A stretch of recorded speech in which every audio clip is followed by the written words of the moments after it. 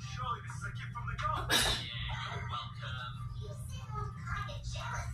I just don't like it not thinking he's a great hero when he didn't even read the letter for so. Anyway, as long as this gets us close.